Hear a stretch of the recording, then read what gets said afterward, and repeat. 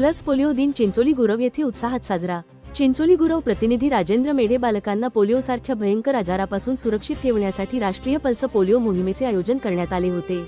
याच मोहिमेचा भाग म्हणून चिंचोली गुरव येथे पल्स पोलिओ दिन अत्यंत उत्साहात आणि शिस्तबद्ध पद्धतीने साजरा करण्यात आला। गावातील लहान मुलांना पोलिओ डोस पाजून मोहिमेचा शुभारंभ करण्यात आला। याप्रसंगी गावातील स्थानिक लोकप्रतिनिधी, ग्रामपंचायत सदस्य, आरोग्य सेविका, अंगणवाडी सेविका आणि ग्रामस्थ मोठ्या संख्येने उपस्थित होते।